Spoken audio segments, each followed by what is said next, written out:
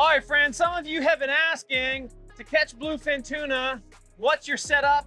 Well, we're gonna talk about that right now in this video. We're gonna do it really, really fast, but this should give you a great sense as to if you wanna go offshore bluefin tuna fishing, this is how you do it. I've got the magician Doug Gray with me here right now. Doug, let's start with the rod reel setup.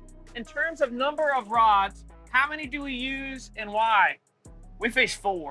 Okay. That's just 4 rods. Typically in a yellowfin spread, you're gonna fish 7 to 9, but we fish 4 rods here. You have to clear the rods when you get a bite. Any more than that is just chaos. You're not gonna be able to get the job done. So in this case, more isn't necessarily more in terms of rods. You don't necessarily need more than 4 at a time. That's what most of the commercial boats use. Right. Would you say 4? Exactly. And another point with that is yellowfin fishing, you're trying to mimic a school of bait. We have single bait staggered out there. So you're not trying to mimic a school of bait. You're mimicking a lonely fish out there swimming. Okay, interesting point. Now, with the setup, the distance from the boat that we're putting the bait is what? A lot.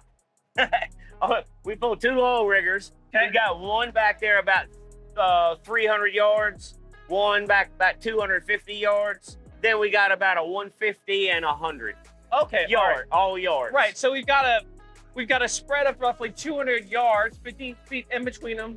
Closest one 100 yards from the boat. Yep. Furthest one about 300 yards from the boat. That's correct. Which explains too why it takes a long time to bring one of these fish in, because oftentimes we're not that far if we're yellowfin fishing. Is that correct? Yeah, that's right. Yeah. Okay. All right. Good. Now, in terms of the bait itself, tell us about the ballyhoo that we're using. You can go ahead and grab the bait. We're using horse ballyhoo.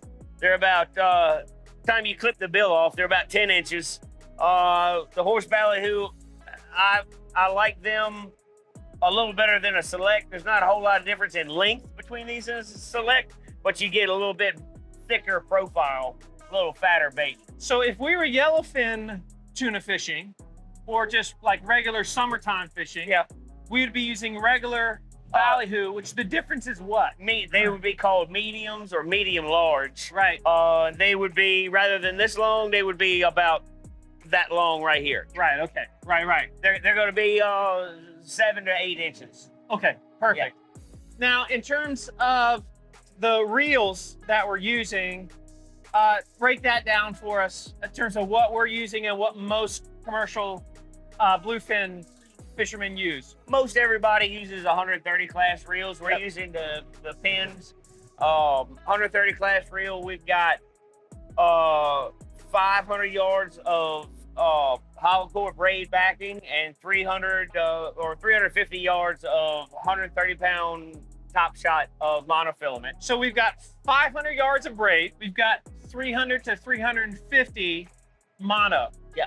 Okay, great. In terms of the other equipment that we're using, or that you would think you'd want to have in your cockpit if you're going bluefin fishing, what are we looking at? We're set up with 2 sets of harpoons, one on either side of the boat, depending on what side the fish wants to come to. And you've got these rigged up so that they stay in place. The reason why we do that versus just putting them somewhere else. It's ready. It's there and ready. All I have to do to get to deploy this harpoon is a bungee cord holding it down so it doesn't roll around. Yeah. Pull my basket out, drop the poly ball out, and then harpoon's ready to go. So the purpose of the poly ball is what? We haven't had the opportunity to see exactly what it does, which is great. Because most times our fish come up, they're very tired. We harpoon them, which helps secure them. We can get a gaff in them. Back in December when we were in Moorhead, we had a fish pull off about 100 feet of line. So we harpooned the fish took off. It did not get to the end of the bottom of the basket of line. There's a lot of line in there. But that's another aid in getting that fish back to the boat. Right. And keeping him secure. Right. So if the line broke, and it runs, at least we can throw out the poly ball. Sure. And ideally track it. Now, there are times when it can, of course, take it underneath the water because it's still got a lot of force. But generally, not always, it'll pop back up and you let it find your fish. And you'll be able to get back to the volleyball and hopefully be able to hand line that fish back in, if that were the case. Yeah, and one thing about these harpoons, I used to think that a harpoon itself, when you threw it, the whole thing was connected as one unit, but it's not like that. In other words, you've got your pole itself. Yep.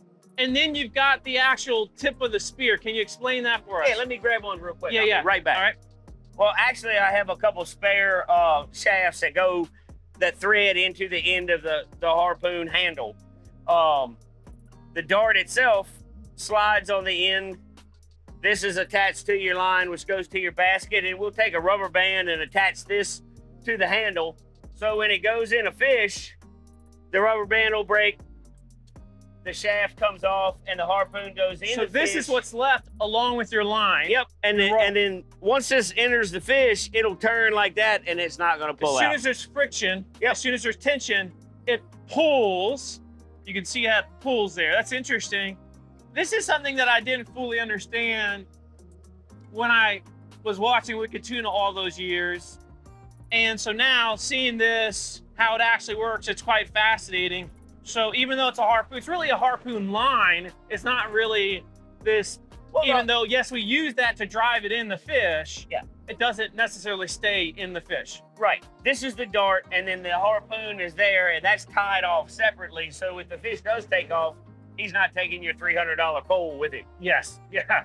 Thank goodness for that. All right. So just to review, if we're going to bluefin fish, we've got 4 130s is what we use. We spread them between that 100-yard and 300-yard distance from each other. Yep. We talked about harpoons. In this case, we got a harpoon on each side that's ready to go, that's ready to throw. We've got our poly balls that are connected to them in case something goes awry. We got a backup system as well. Don't forget about the tail rope. You gotta have that. Ah, yes, yes. And then Professor just reminded us that we've got to have the tail rope as well. Anything you just want to say about the tail rope in general? Oh, yeah. Basically, we use a dock line. It's got a large loop in the end. When we harpoon the fish, we'll get him as close to the boat as possible, gaff the tail section, and then we'll put this loop around the tail, cinch it down tight. We can tie the fish off to the boat, and he is secure and not going anywhere. Awesome. Well, we appreciate that, Doug Gray. We appreciate you. Hopefully this was helpful to you, because I know many of you have asked exactly what does your spread look like. That spread that you just heard about, that got us 14 bluefin last year in January and the first part of February here in the Outer Banks. And we're hoping that that'll happen, at least that number again this year. We will see. You'll be a part of the journey. But now you can go out as well and you can catch your own bluefin. And until the next time, we thank you, Doug Gray. We thank you. And as always, stay salty.